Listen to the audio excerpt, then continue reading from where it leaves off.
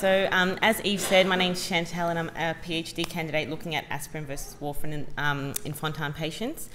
So I was asked to do a talk today about why you need to take your anticoagulation. So I didn't want to tell you what to do, so I thought I would empower you with some important information, to encourage you to take your anticoagulation. So my background is actually not in cardiology. My background is in pediatric hematology and specifically in pediatric thrombosis research. So I think the best place to start is to talk about the coagulation system and why we need one and why it's important. So the coagulation system is really, really important in preventing us from having severe bleeding after a minor injury. And so the way that it works is that once we have an injured vessel, the platelets in our blood, which are cellular elements, actually become activated and quite sticky. And they flow to an area where the injury is and they start to stick together and make like a patch. Then we also have the coagulation proteins, and once they become activated, they also work alongside with the platelets and form a mesh. And so this together is called a blood clot, and it's a very healthy and normal thing to happen if we've been injured. And the body is really, really neat in that once we don't need this clot anymore, it is able to break it down and it causes us no issues. So now I think we've all heard of thrombosis, but what is pathological thrombosis? So what we're talking about here is when a blood clot actually causes an obstruction and can lead to other problems.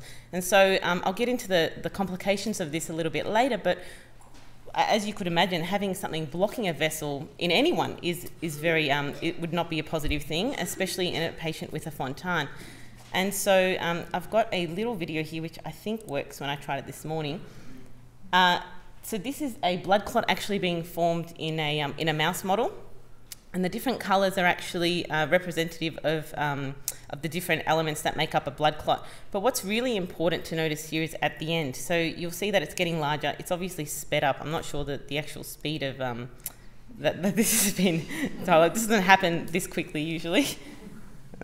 But what you'll see is at the end that a really good chunk of this clot dislodges and moves away, and so that's what we called an embolus, and that can cause downstream effects. So as you can imagine, if that travels to the brain, it can cause a stroke and amongst other complications. So why does thrombosis occur at all? So we know that a blood clot is an important thing, but why do we get them why do we get pathological thrombosis happening? So there was a very important German physician named Virchow, who in the 1800s actually discovered that there were 3 contributing factors that would increase your chances of having a thrombosis. And so the first one, and a very important one, is blood flow. And I think we touched on this a little bit earlier in one of the other talks, but turbulence, so when you have like the blood moving around in a sort of a disorderly fashion, that can cause activation of the clotting system of the platelets and also of the coagulation proteins. And on the other hand, we also have stasis, so where the blood sits very still, that can also lead to activation of the clotting system. And I've got a little bit of an example, and I think that's one of your beautiful rivers over there. But what we want is what's in this top image, and that's a laminar smooth flow. And then you can see on our left here, we've got the turbulent flow, and that might occur in somebody who has an arrhythmia. And then on the other side, we've got venous stasis. So if you have a look, I don't know if this is coming up here. So these little pockets that we have here, if blood flows into those kind of areas and gets stuck, then we have activation of the clotting system happening there. And that can also happen in people with a Fontan, because they often have surgical dead ends or dilated atrium that this can happen in. I'll just go back, sorry. So there were 2 other areas that were important as well. So one being vessel wall injury. And so vessel wall injury, as we noted earlier, is what stimulates the activation of the clotting system. But in people who have had scarring or surgical sites, patches or conduits, they would all be classified as vessel wall injury in this setting. And then the other important factor is called hypercoagulability, and that's a really complicated way of saying that your coagulation proteins are out of balance. And this could happen due to genetic factors, or it could happen because you've acquired some kind of coagulation issue. So why is it important for patients with a Fontan to take anticoagulants? So I think, we've given a little bit of a case for it, and we've noted that pretty much all three of Virchow's triad are actually are present in all patients with a Fontan. But what's really important to note is that death from embolism is 25% in paediatric patients and a whopping 38% in adult patients. But on the flip side, we do know that patients on well-controlled warfarin or on aspirin are 3.5 times less likely to actually develop a thrombosis. So I think that is impetus enough to take your medication. So what are the problems caused by thrombosis? Well, the ones we really worry about are things like pulmonary embolism. So that's where a clot travels to the lungs, and that can lead to Fontan failure or stroke. Collateral development, which may actually complicate future chest surgeries, including heart transplantation if that's ever required. Reoccurrence of thrombosis, so we know that once you've had a thrombosis, you're more likely to develop another one. Long-term disability, and of course death. So there are a few common drugs for preventing thrombosis, and I think we're all well aware of the two main ones, but Warfarin acts in that it's a vitamin K inhibitor, and vitamin K is very important for a number of coagulation proteins to work, and so by depleting vitamin K from the system, we actually stop those proteins from working properly. So with warfarin, we have the increased risk of bleeding. So that's obviously a negative thing. It's not, we are often told not to do contact sports or anything that might lead to an injury or a bleed. We also require regular venous monitoring, and that might be, in the community at a pathology centre or at home, which is often the case these days. There are many patient-related factors that can actually impact on your warfarin treatment, and they might include medication and diet. We also have the concern about reduced bone density. So that might also lead to the increased risk of bone fractures, and that's something that we're really invested in investigating in the Fontan registry. Also, quality of life. So an important part of my project is also to evaluate quality of life between people who are taking aspirin and people who are taking warfarin. And we think that quality of life is impacted by warfarin because of the regular monitoring, because certain sports are discouraged and amongst other things. The positive with with warfarin though, is that it can be reversed by just giving a dose of vitamin K. So if you require emergency surgery, which hopefully none of you do, we can give you a dose of vitamin K and reverse the effects of the warfarin. The other important drug is aspirin. So the way aspirin works is it actually stops the platelets from aggregating together, as we saw in the earlier diagram. So there is still an increased risk of bleeding. However, there is no need for monitoring. But in saying that, in a very, very small percentage of people, we know that there is something called aspirin resistance, where the aspirin is not actually inhibiting the platelet aggregation as we would like. And with aspirin, it is unable to be reversed.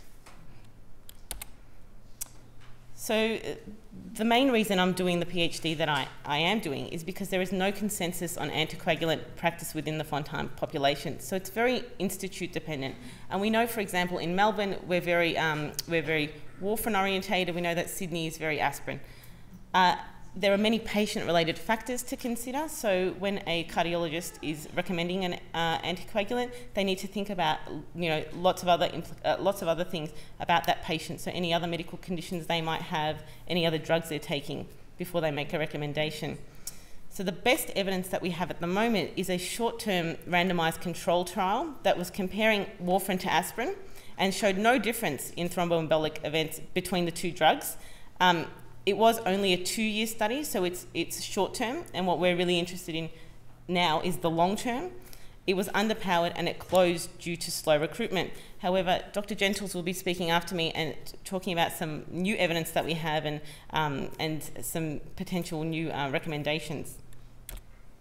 So there are a few other drugs, and I won't go through all of them, but there is low molecular weight heparin, or clexane, as some of you might know it, and I think a lot of you are probably on it after some of your surgeries.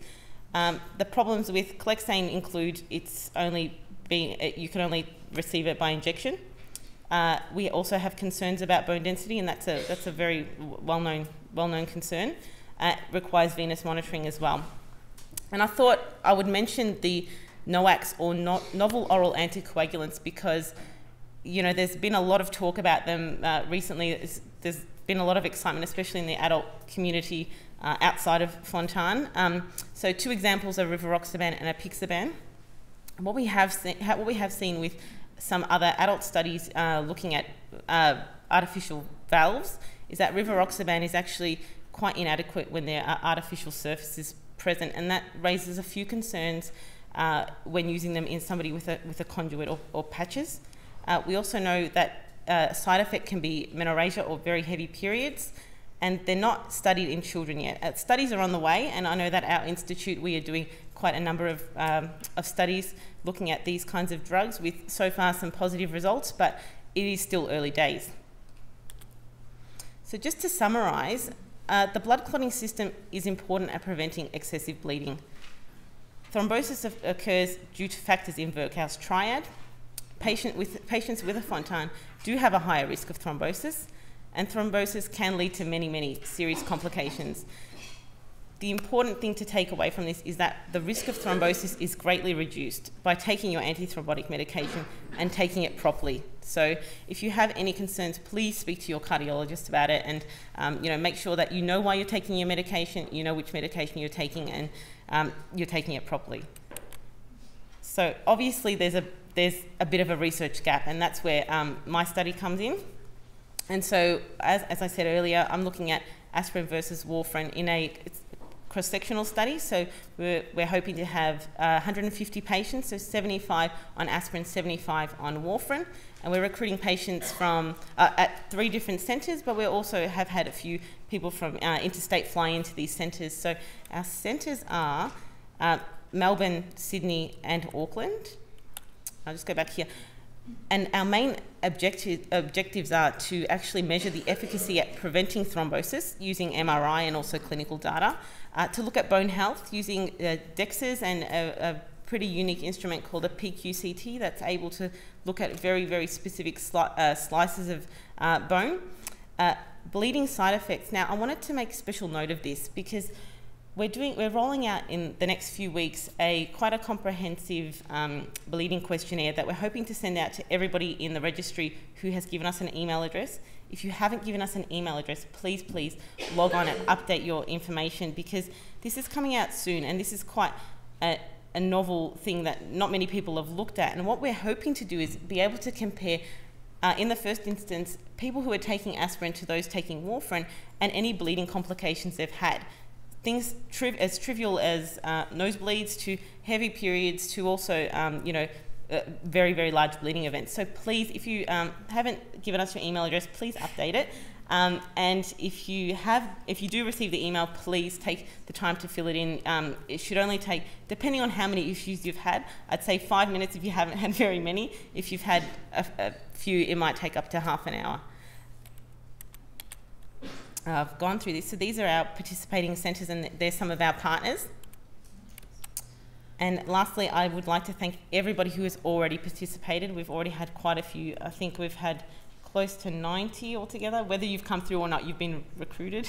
I'd like to thank my supervisors, my research team, and also obviously the Fontan Registry team, of which, you know, if we didn't have you guys, we wouldn't be able to do any of this. So thank you very much for your time.